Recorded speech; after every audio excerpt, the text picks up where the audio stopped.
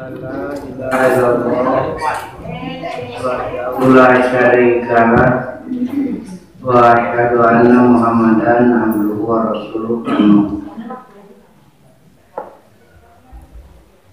Bahasan kurang lebih surat Al-Hadid surat ke-57. Al-Hadid surat ke-57.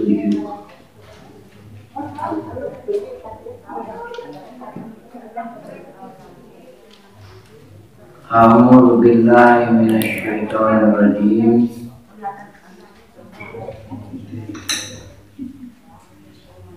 Bismillahirrahmanirrahim. Sabbaha lillah ma fis samawati wa ma wal ardh.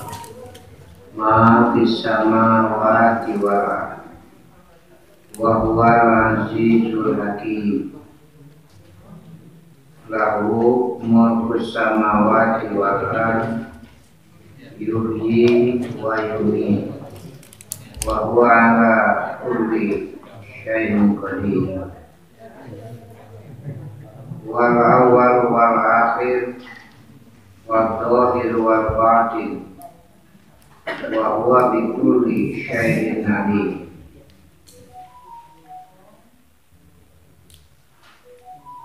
Sabbaha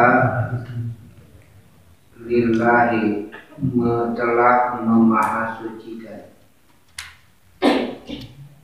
ma fis samawati, apa saja yang ada di langit-langit, wal ardi, di bumi, lillahi, kepada Allah.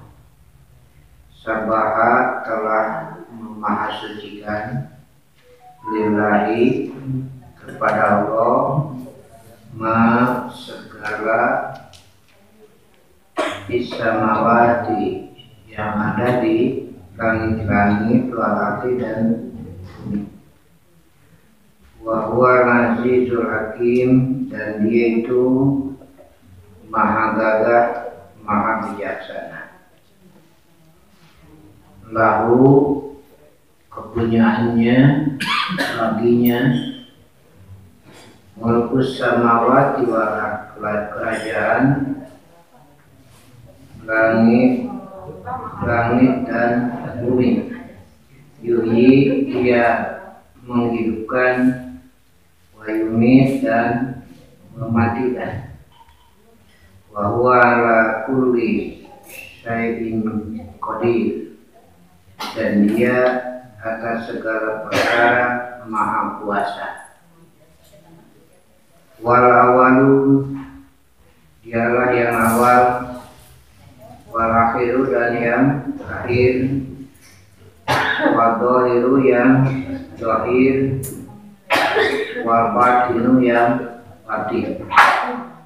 Wa huwa bi kulli syai'in alim, dan dia kepada segala perkara alim, maha mengetahui. Kalau saya tadi baca, saya ta'awudz, kemudian baca bismillah.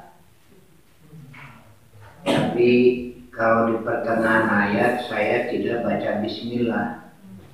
Jadi kita baca apa adanya saja. Di sini kan ada tulisannya bismillah. Kalau di tengah ayat,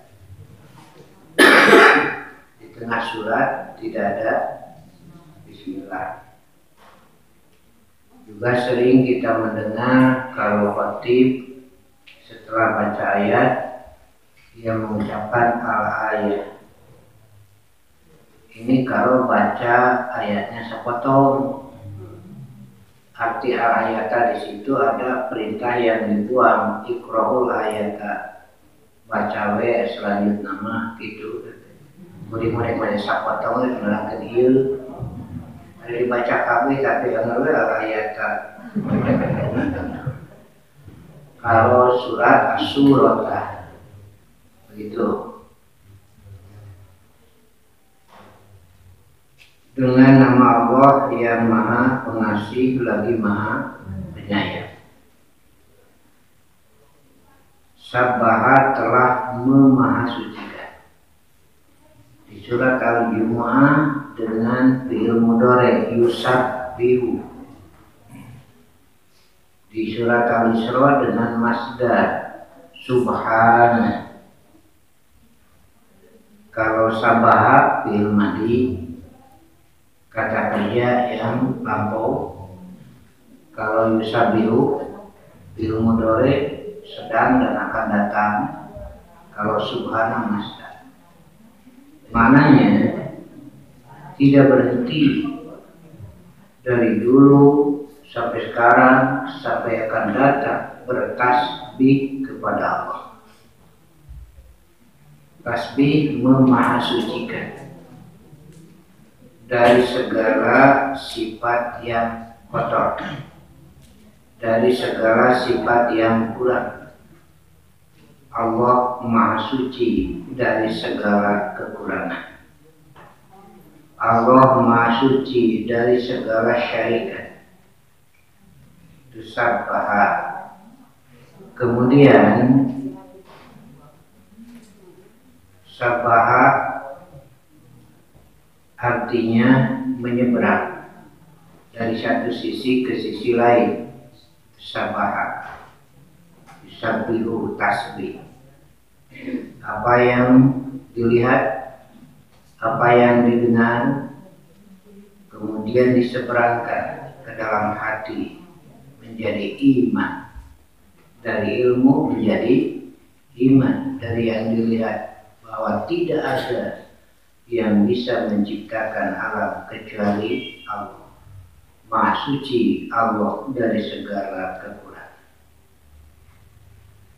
Ketika melihat gunung-gunung, terucaplah subhanallah, maha suci Allah. Siapa yang kuasa menciptakan gunung? Manusia tidak menciptakan gunung, tapi memanfaatkan. Di manusia gunung dimanfaatkan. Dimanfaatkan, dirusak. Ya. Ketika ada tasbihnya, gunung terpelihara. Jadi dimanfaatkan, bukan dirusak. Ma fis samawati wa ma fil ardh. Itu kan sebagai bukti kemahatunggalan Allah. Wa huwa al-azizul hakim, dan dia Allah yang maha gagah.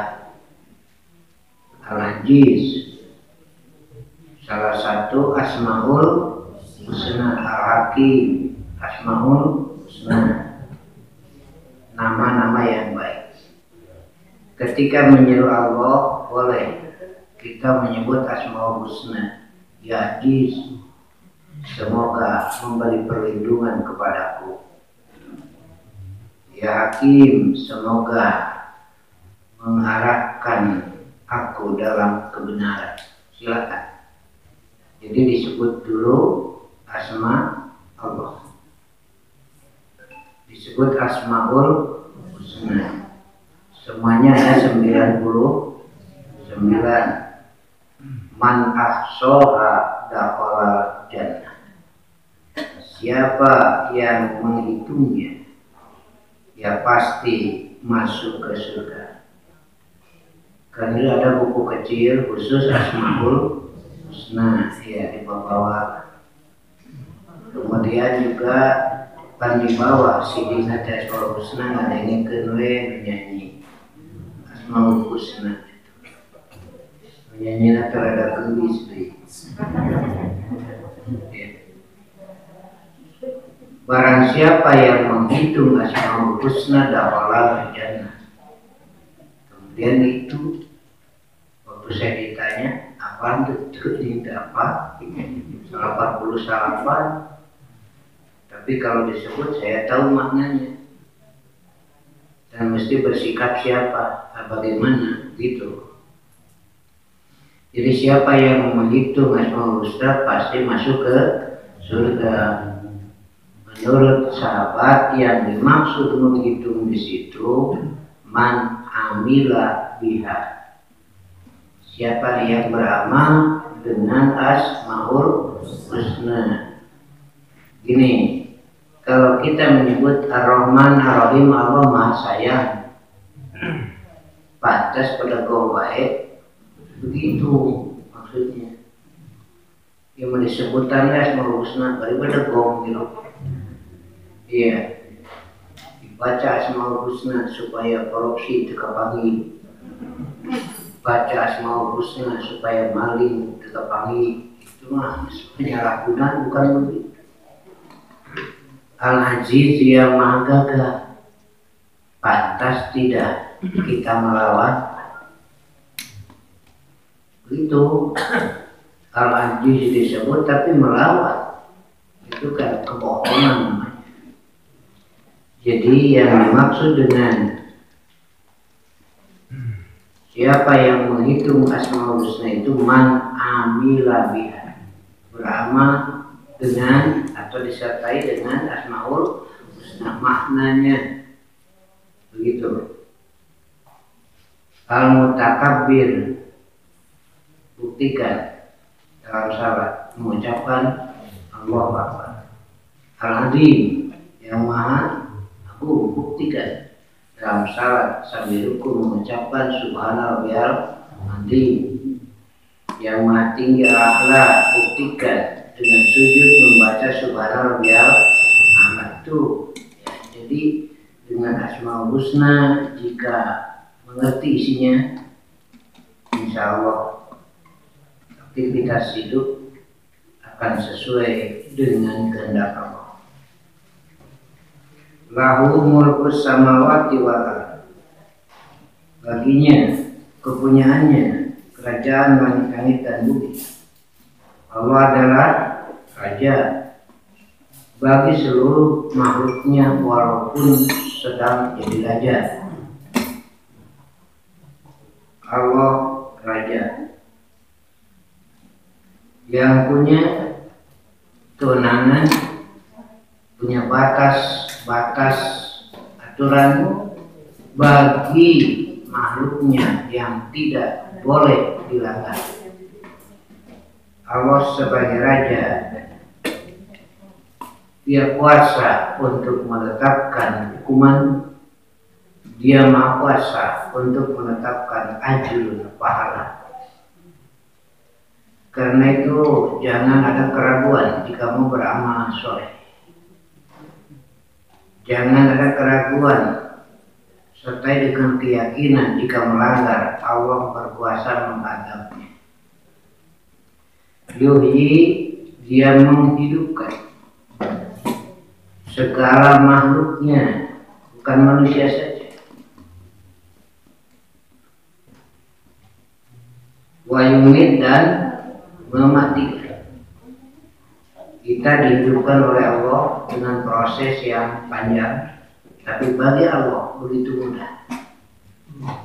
Tidak ada seorang manusia pun yang bisa menghidupkan yang lain.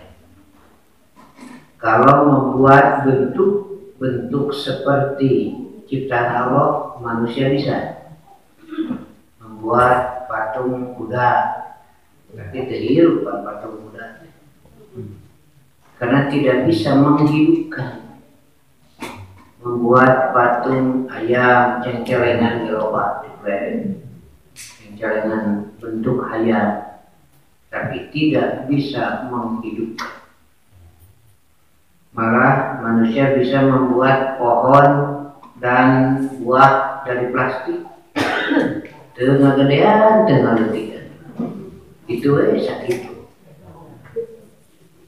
Tapi menghidupkan pohon itu tidak bisa. Karena itu, hendaklah segala aktivitas kita kembali kepada yang menghidupkan dan yang mematikan. Allah menetapkan batas-batas hidup dan mati.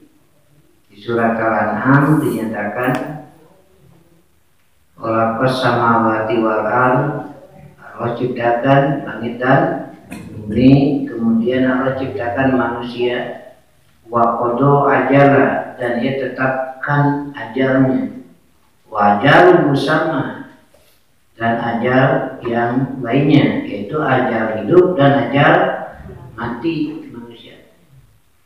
Tumbuh-tumbuhan, binatang semua sama. Dan Allah yang menetapkan matinya kapan, berapa, itu Allah. Seperti manusia-manusia yang dulu dengan tinggi besar sudah tidak ada. Karena bumi tetap jelema ngalobaan. Lamun baradatna jika baheula heureun.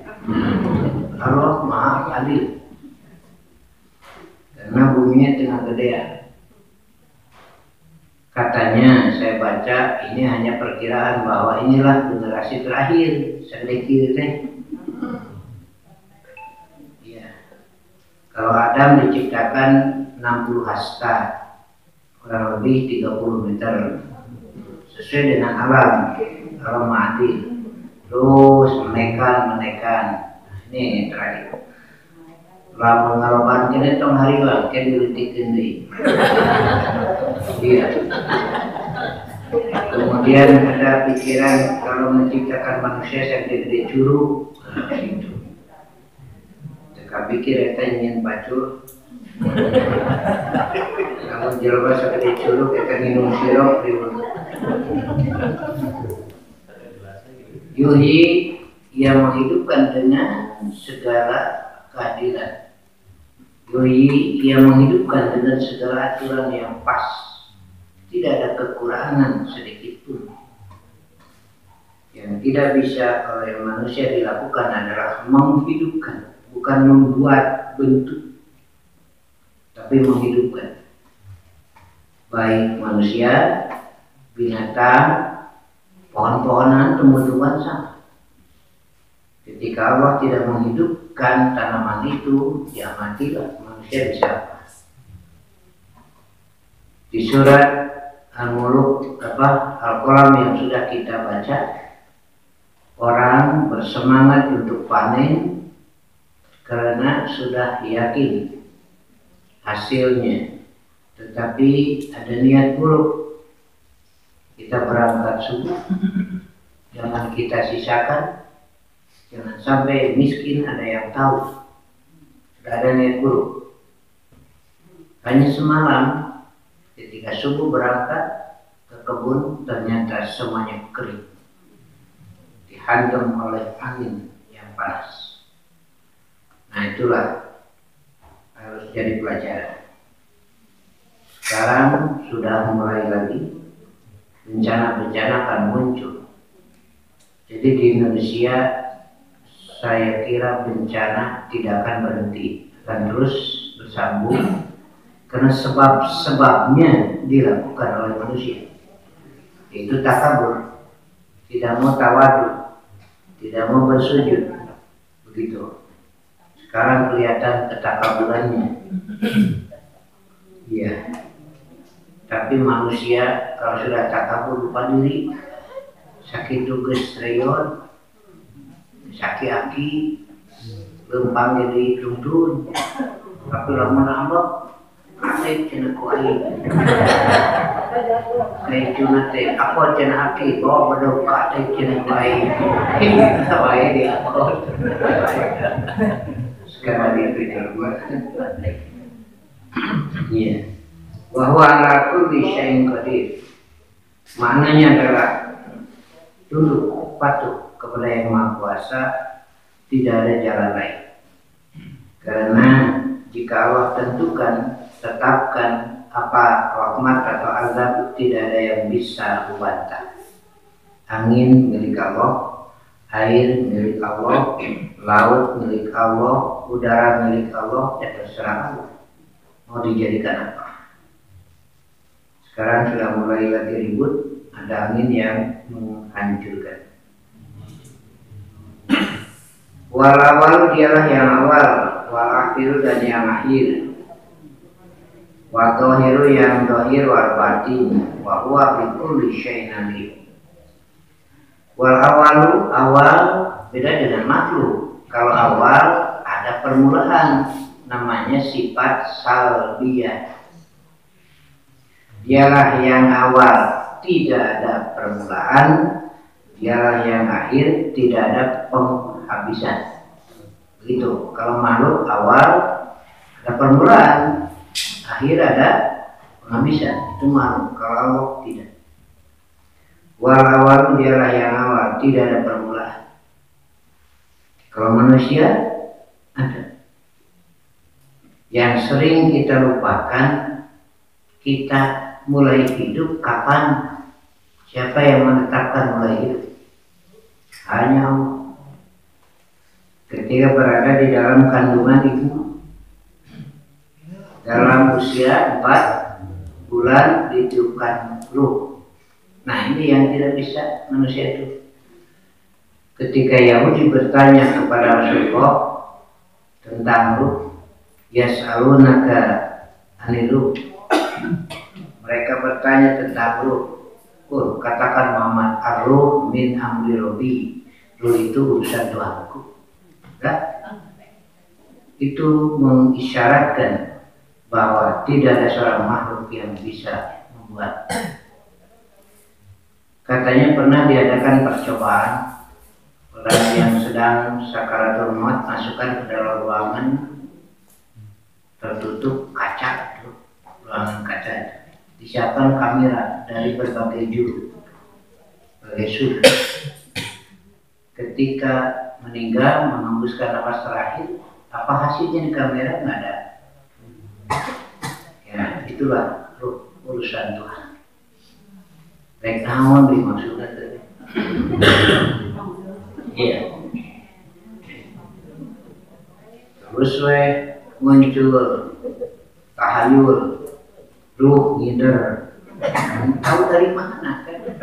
Tidak ada manusia yang tahu tentang ruh, hanya Allah. Gaya ruh ngider tahu dari mana? Tahayul. Kemudian ruh masuk ke dalam fisik yang lain, jasad yang lain, itu jadi 2. Wah, berapa hirup kuruna 60 jadi 120. Ngaco. Tahayul itu adalah kebodohan. Al-akhir tidak ada penghabisan. Kullu syai'in halikun illa wajhahu. Segala perkara akan binasa kecuali zat Allah.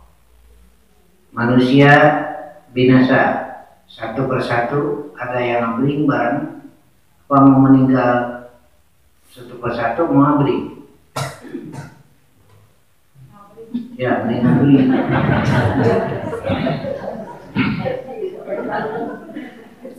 Berapa ribu sekali kejadian yang meninggal ketika tsunami.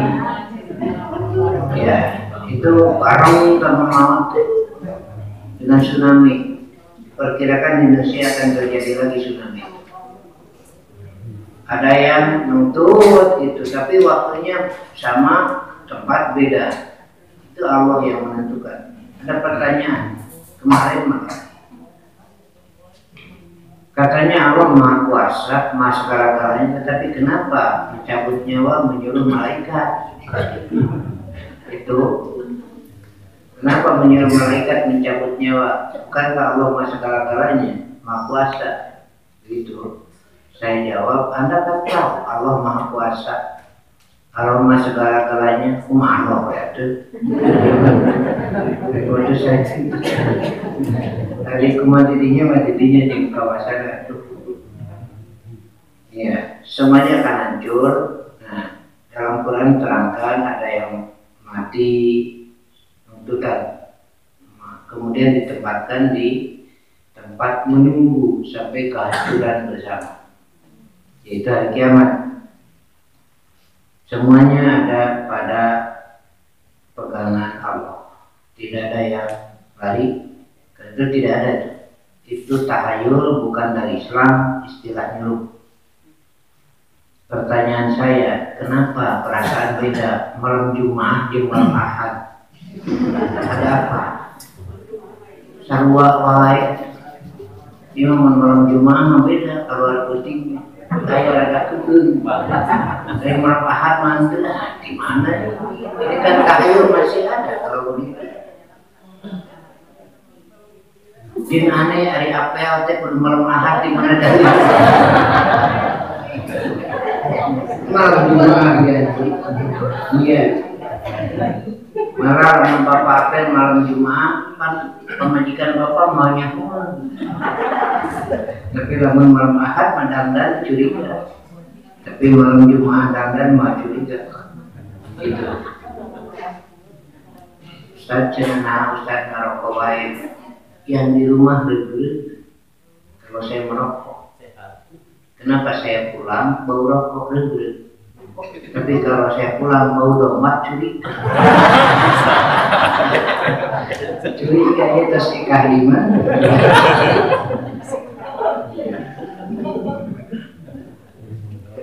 Yang akhir tidak ada penghabisan. Manusia itu ada hidup.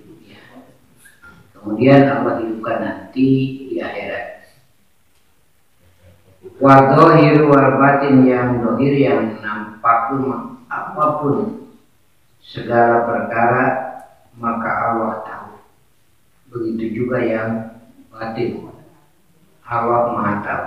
Yang kita tidak melihat Allah tahu. Corona itu tidak terlihat, Allah Maha tahu. Karena itu jangan berlindung kepada yang lain, berlindunglah kepada Allah. Ada yang tidak terlihat oleh pandangan manusia disebut jin, goib. Hendaklah berlindung kepada yang maha goib. Itu karena itu tuntunannya a'udzu billahi minasyaitonir rajim. Berlindung dari yang gaib, dari makhluk gaib kepada yang maha gaib. Itu Allah. Dan iblis, malaikat, jin sama, ia wajib beriman kepada Allah yang maha gaib. Jadi iblis, jin juga tidak bisa melihat Allah karena maha gaib.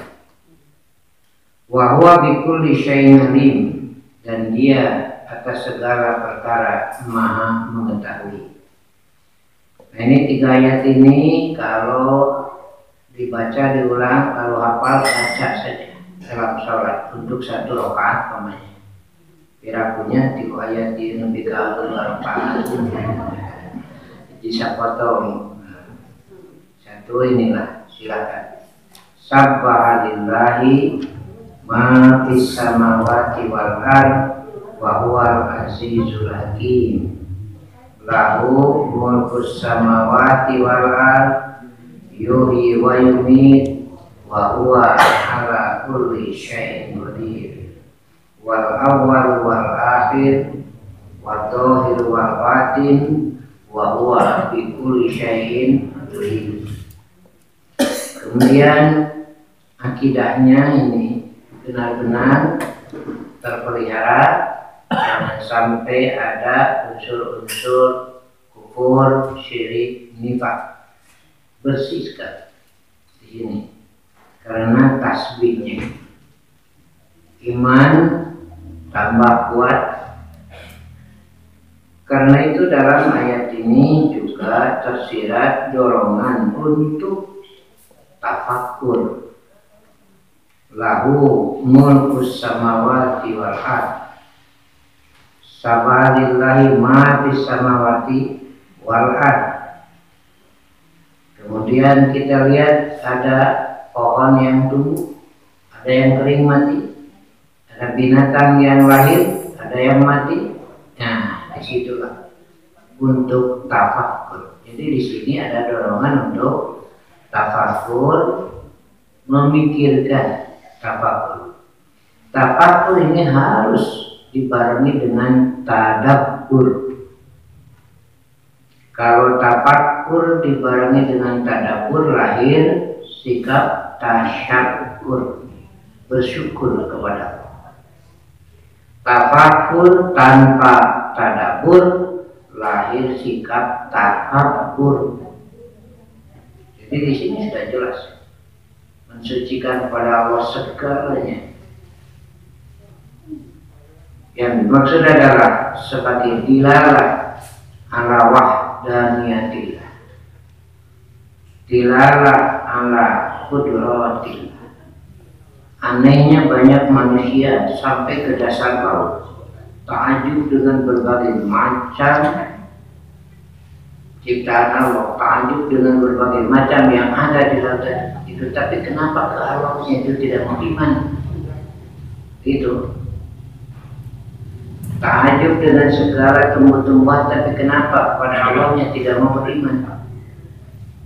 Jadi banyak itu orang penelitian meneliti bumi ini, meneliti laut, ruang angkasa dan seterusnya, tidak sedikit lagi menyeberangkan kepada iman. Karena tidak tadabbur, maka lahir sikap takabur. Ya, takabur itu kan sifat yang sombong. Ketika takabur, maka Allah akan cabut barokah. Satu. Jadi segala yang tumbuh, segala kekayaan yang dihasilkan tidak melahirkan kebaikan, seringkali malah melahirkan kejahatan, pembunuhan, peperangan, padahal mestinya menjadi kebaikan bersama. Saya sering mengungkapkan Indonesia itu subur, tapi tidak makmur bagi penduduknya. Di Jazirah Arab padang pasir tidak subur, tapi makmur bagi penduduknya. Begitu.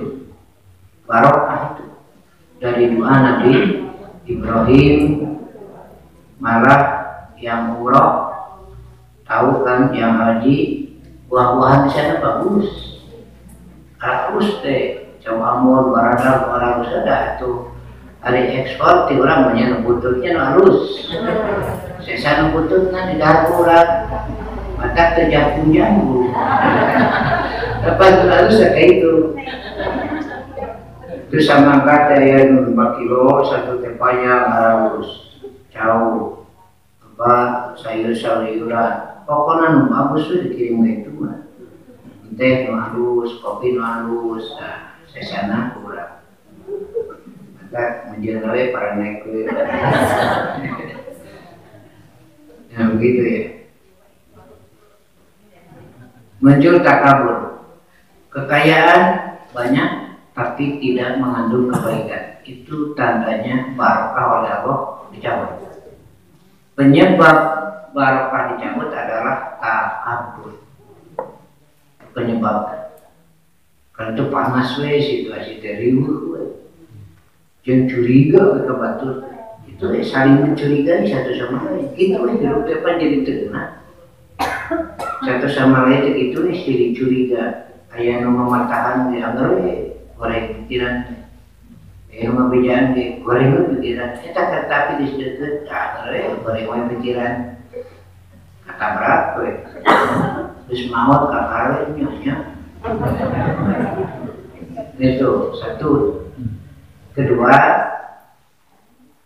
ketakaburan ini doa tidak akan dijabah.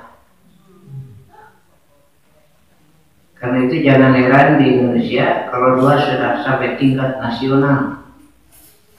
Doa nanti tingkat nasional, istighosah nasional. Tapi antara jadi seakan-akan tidak dikabul gitu. Kenapa? Ini malah yang lucunya kan istighosah itu artinya prihatin. Dalam keadaan prihatin mesti bagaimana? Dulu ngayakeun upacara, lain doa, upacara doa. Istighosah, darat tanah pakai mobil mewah, kok istighosah. Nah begitu ya. Dalam keprihatinan. Ini yang kedua, jadi doa tidak dijabah. Jangan heran kalau berdoa sering tapi kenyataan tidak. Kemudian juga hendaklah diperhatikan, bukanlah sekedar urusan umum tapi urusan keagamaan saja juga. Seringkali doa-doa itu seakan-akan tidak didengar oleh Allah karena caranya, dan tidak sedikit juga ulama-ulama sudah terpengaruh oleh yang haram. Jika begitu jangan berharap doa dijabah. Kemudian yang ketiga, amal baik tidak dihargai oleh Allah sebagai amal soleh. Karena kebaikan seringkali juga kebaikan yang semu. Ayeuna bala deui dari pemilihan. Iya. Jadi merek, nah saya akan, makanya saya sering Yusuf itu tak akul sebenarnya. Yusuf tuh dulu ini usahakan kita upahnya kudu halus, kudu seni itu teh halus supaya kamu kurang dialungkeun marapan lauk ngalauk tuh nyanyi dialungkeun teh upah parah. Yang dilemparkan itu parah lauk, tapi niatnya bukan marapan. Nah itu hari ibu teh di parapan atau di upanan.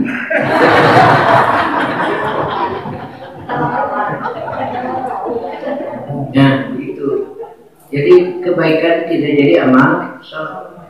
Yang dikhawatirkan jika kebaikan itu dalam bentuk pelaksanaan keagamaan ibadah, tapi tidak jadi amal soleh. Ini kan khawatir. Kalau sudah sampai ke sana, kelihatannya sudah mulai ke sana. Jadi melaksanakan ibadah, tapi tidak dicatat sebagai amal. Nah ini yang dikhawatirkan.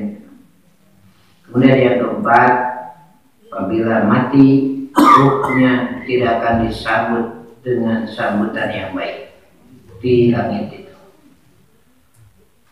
Busuk, bau, sampai harus sama semuanya ribut. Ini bawa apa?